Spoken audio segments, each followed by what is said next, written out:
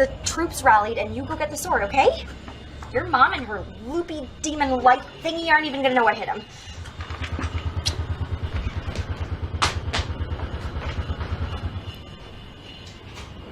Don't you have a sword to go get? Hey, Laura. So something happened, and I just wanted to come prepare you so that you wouldn't freak out.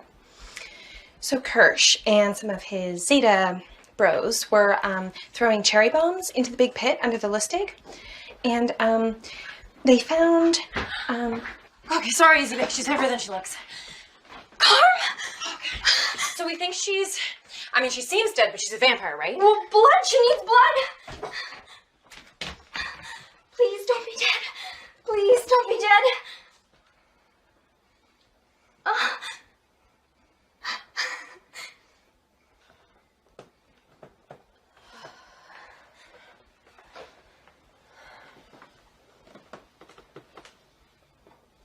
Well, that was a kick.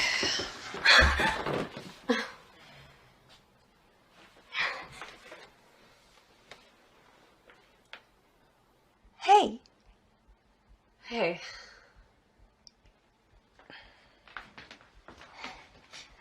Are you hurt? It looks like maybe you're hurt, and I'm sorry I hugged you so hard that you're hurt. It's just that you were dead, and now you're not, and I know that you're probably going through a lot of stuff with your mom. It's just that...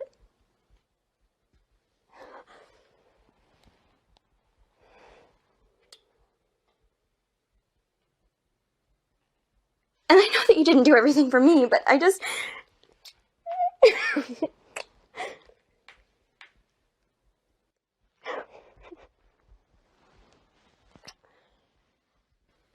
Wow. So you're a giant black cat, huh?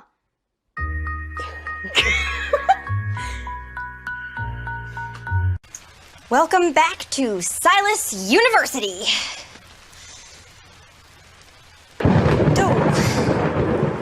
Bet you're surprised to find us here after that whole fleeing thing. Or at least surprised to see you making another video instead of snuggling up with your nice, warm...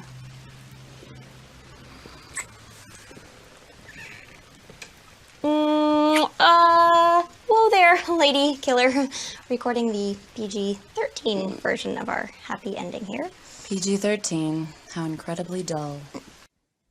Well, how could you not fall for me, then? I'm pretty sure I was falling from you right from that stupid Zeta party. You mean the one where you ambushed me and accused me of kidnapping? I was, terrified that you planned to eat me, but I am a little disappointed that we never got our chance to stargaze and drink champagne. Really? Because, if memory serves me correctly, there is a pretty impressive solarium on the roof of this building. And maybe something bubbly in that enormous wine cellar downstairs. I'm sure the visiting professor has had impeccable taste.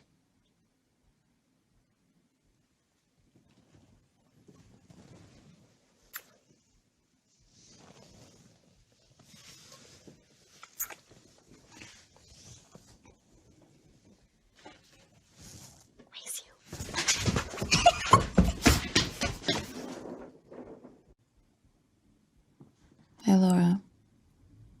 Yeah. Can we just pretend, just for tonight, that if I asked, we'd run away? We'd find some way to leave and we'd just go somewhere without murders or sisters. We'd sleep in hotel rooms and never live in the same city twice. There'd be no one to fail or disappoint or save. It would just be you and me in love. That would be nice, wouldn't it? Mm-hmm.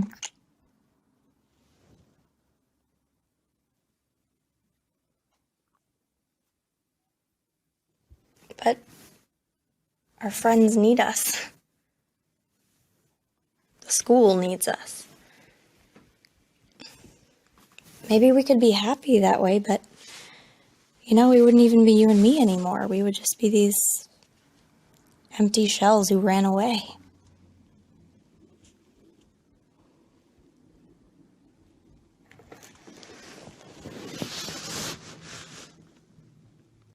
I was thinking what you said about Maddie drinking the anglerfish's blood. How you were gonna do it too. Do you think it would have killed you? I don't know. Would you care? How can you say that? Do you think I hid you here after everything because I don't care? Because the thought of something happening to you doesn't make me feel like I can't breathe? And I don't know how I'm supposed to feel around you or what I'm supposed to do because...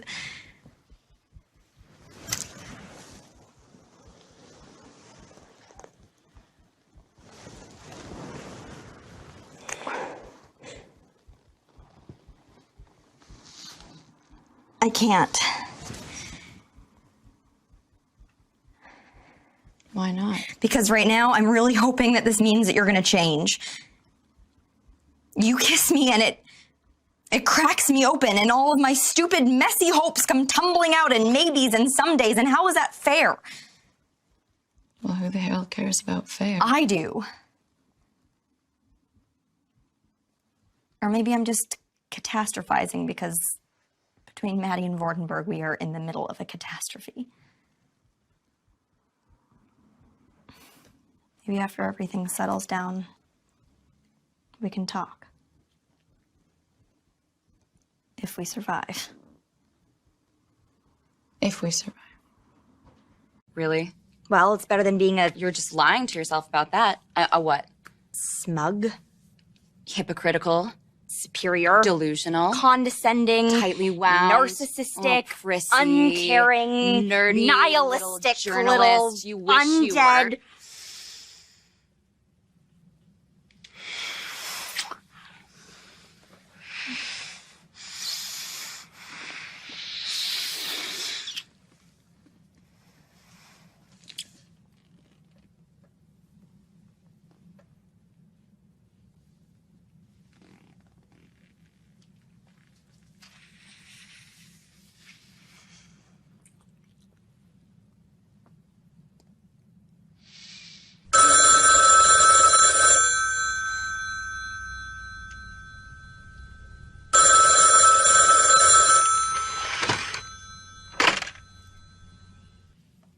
Hey, Hollis. Oh my God. Betty? We got your Doomsday broadcast at Princeton. And if you and Single White Vampire aren't too busy, I've got your translation. I'm sorry, what? Those symbols you're whining about, they aren't Sumerian. They're Proto-Akkadian. They mean shepherd and sword. So I'm pretty sure your second talisman is the light-eating butcher knife Drusilla dropped in the anglerfish pit. Well, would you look at that? Laura Hollis, chess master. Look at us. Making plans, strategizing, comrades working shoulder to shoulder with no desperate kissing or lusty sexual undertones. No awkwardness, just good old-fashioned platonic buddies.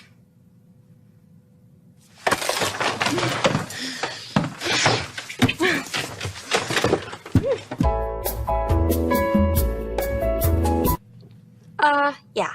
So, oops. Laura, you can't do things like that. You do it. Well, that's different. How? Because I've lived and died and lived again. Okay, do you know how sick I am of this whole you're too young and innocent spiel?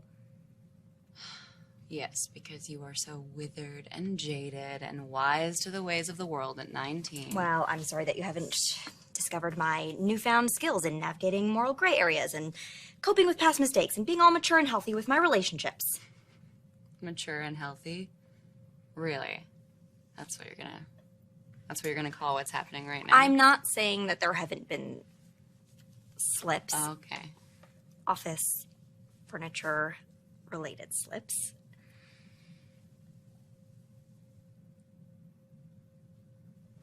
Yeah, we're having a perfectly civil conversation. Mm-hmm. Oh, crap.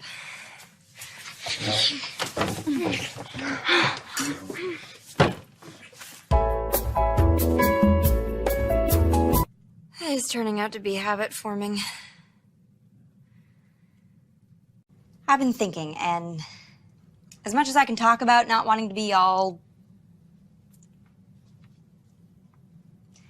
this just keeps happening. And it's not like massive mind-bending denial is really healthy either. Not typically. And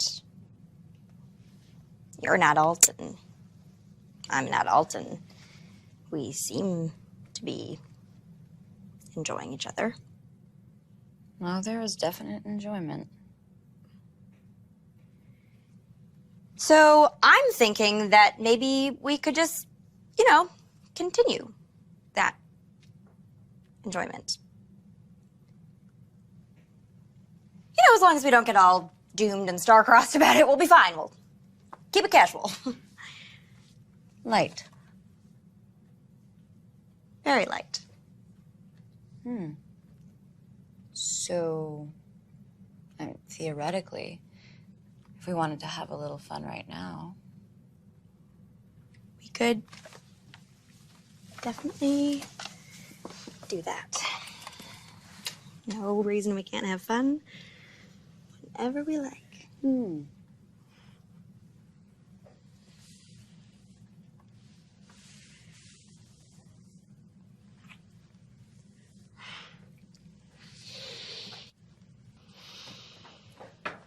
Quick, make the circle. LaFontaine, tell me you didn't just kidnap the dean. and yeah, you are flawed and struggling and uncertain, but it is so beautiful the way you try.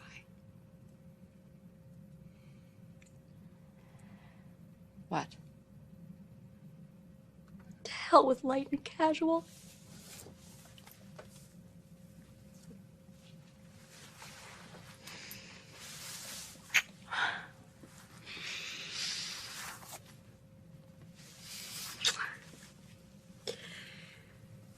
I don't want to be light and casual with you. I don't want to pretend that what I feel about you is some stupid, frothy thing that doesn't matter because it is like the axis that my world turns on. And yeah, we could talk ourselves out of it because this is scary and hard and maybe the world's about to end, but if it is, then I want us to have something good to hold on to.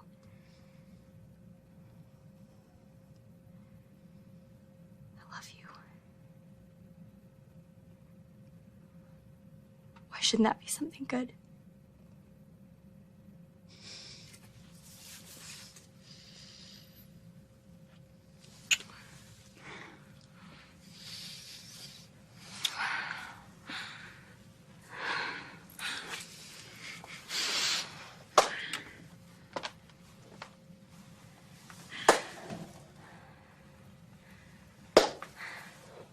They knew her.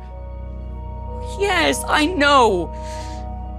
And yes, she was young and naive and entirely too trusting, but Maddie, she listened to me. She listened to my sad tale and she didn't flinch away. She didn't believe I would give her up, even when it was happening. And I thought it would be better when I made her stupid, but even the little part of her that was left shone through. It was like she could change the horrible story we live in.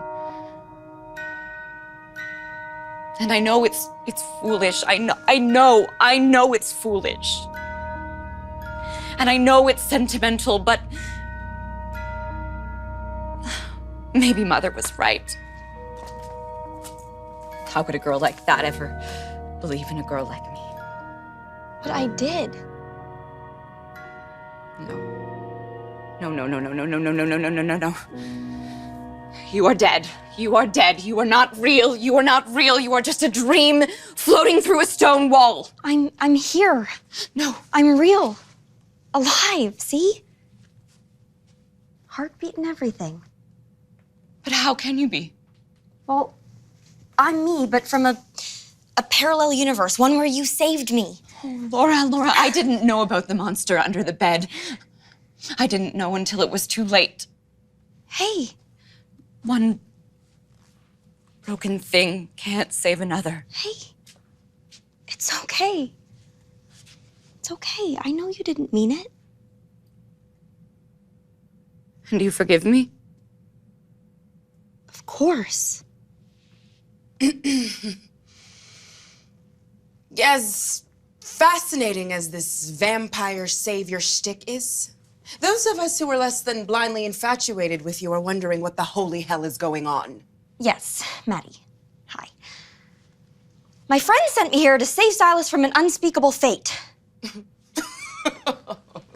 Oh, sweetie. Silas is an unspeakable fate. The Dean is gonna open the gates of hell. What? The Dean, I don't know how exactly in this universe, but she's gonna open the gates of hell, which will definitely involve killing the board members and also be pretty bad for the rest of us. And I know you don't know me, but I know you, and I'm willing to bet you don't want to trade in your haute couture and take us to the Bolshoi for a pit of fire because, yeah, you're evil, but you're not immolate the planet evil. Say I did believe you. Mama is definitely up to something, and concern for collateral damage isn't really her style. But why shouldn't Carm and I wrap you like a box of Knipschild truffles and hand you over to save our own skins? I won't let you hurt her, Maddie. Let? Well, look at you, kitty cat. You'd pick a fight you couldn't possibly win for this preschooler. Well, that's more fight I've seen in you in ever. All right, Time Warp. Explain to us how you mean to save us from Mama's nefarious plans.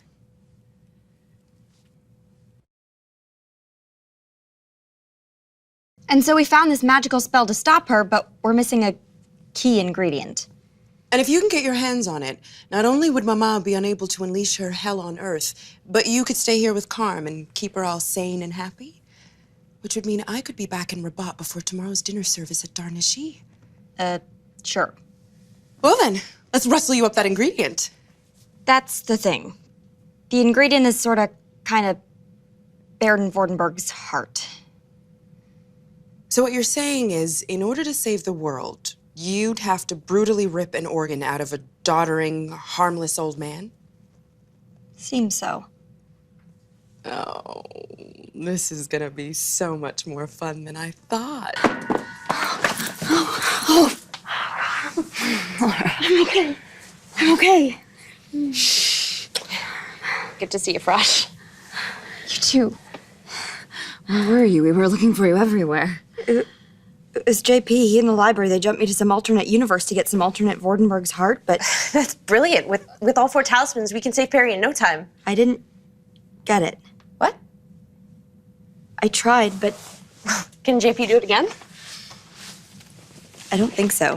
Why not? There's got to be some other Vordenberg heart in another universe. JP's dead laugh. No, you're wrong. He's just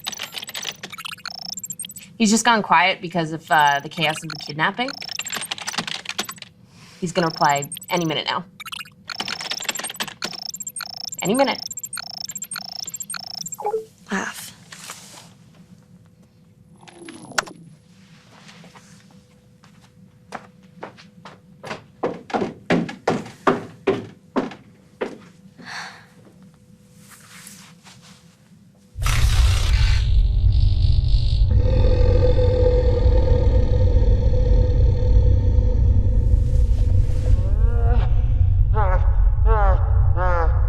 That's definitely not good.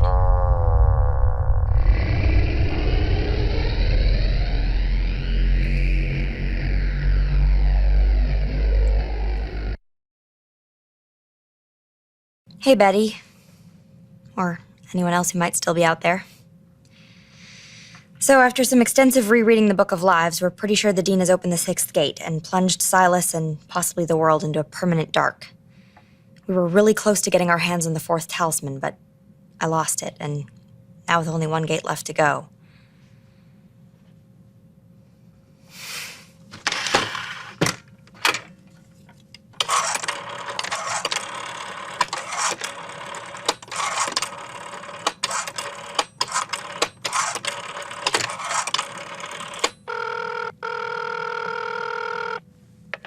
Hi, you've reached the Princeton headquarters of the Emergency Apocalypse Response Network. Betty Spielsdorf, Executive Director.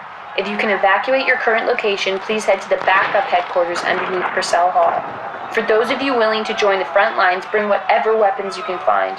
We will not go into the dark without a fight.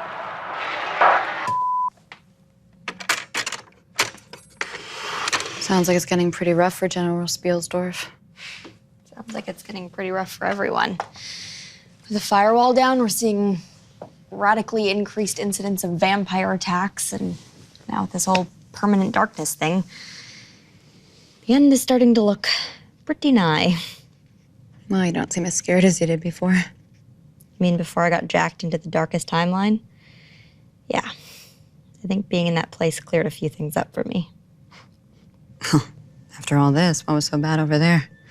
You mean besides reading my own obituary in the voice of Silas?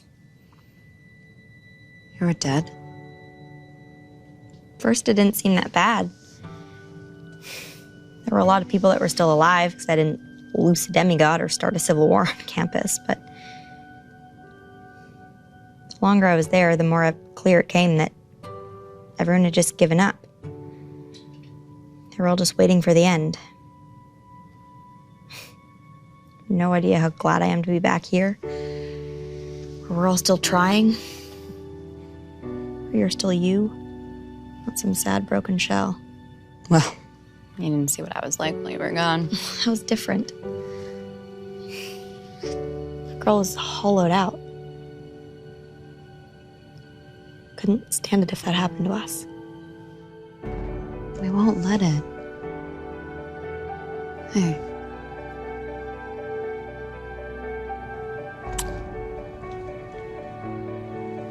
Even if the whole world burns, I won't lose you again.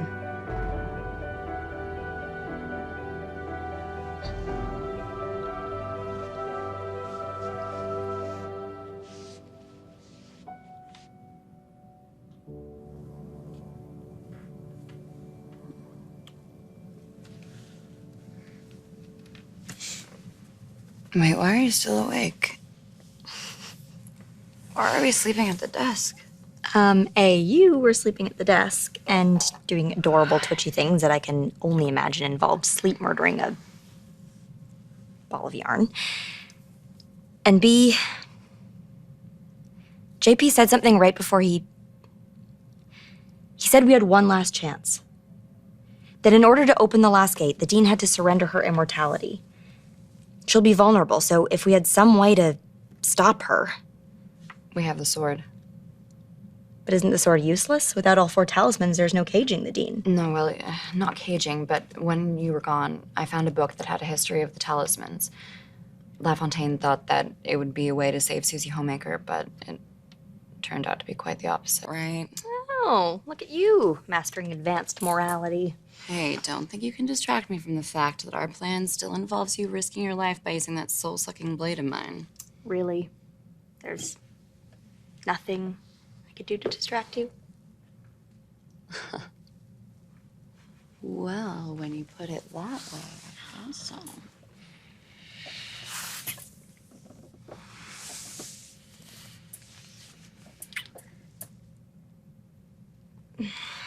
Sorry, I can't sit here being all romantic when Laugh's right. Our best plan is gonna kill Perry.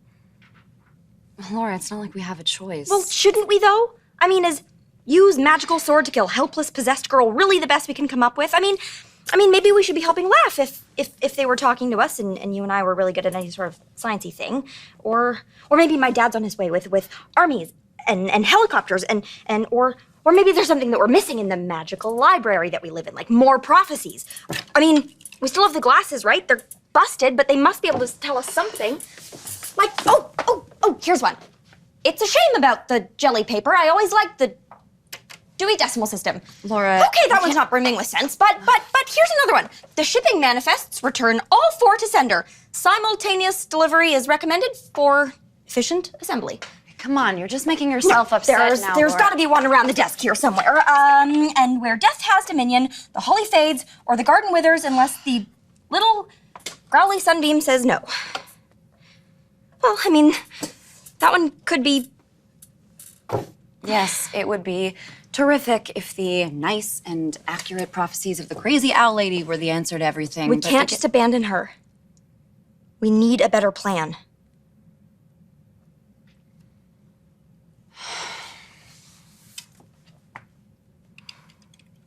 All right. All right. Okay. Oh. Here I thought I was going to have to make some impassioned argument against the nice, expedient violence. Well, I'm fine with a viable plan A, because I can always go back on the violence. You may want to rethink Plan A and Plan B through Z, because any plan that kills the Dean will end with Carmilla dead.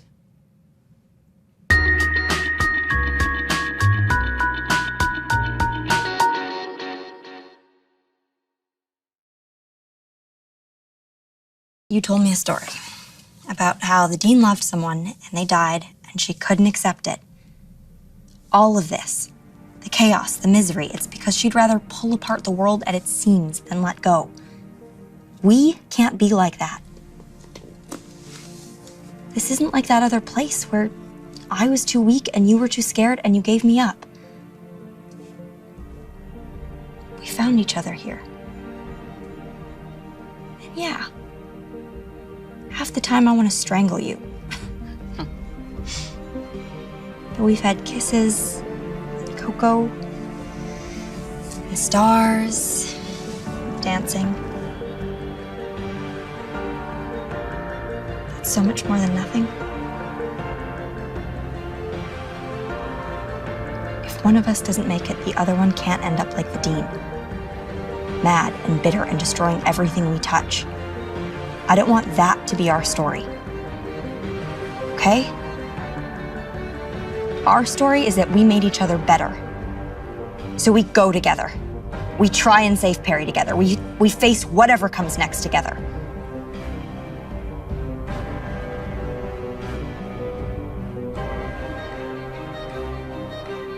All right. Together it is. Good.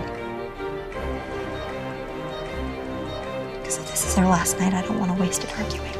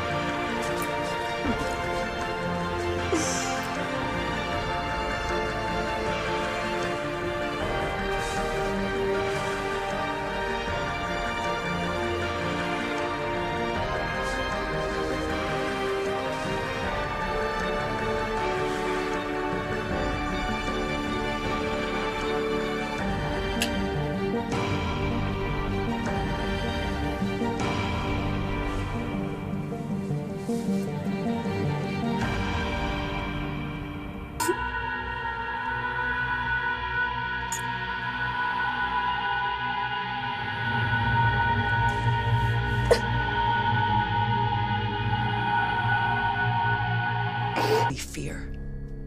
What am I? You said she was gonna go easy on me, Maddie. The dark.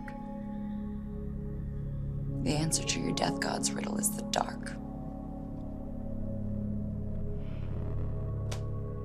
It seems even death can be merciful from time to time. And you did stop the end of the world.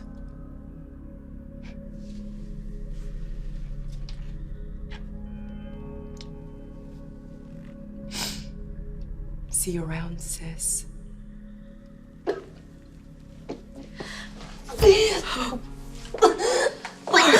Like I always wanted to go to Paris or London or just the world. I just wanted to travel.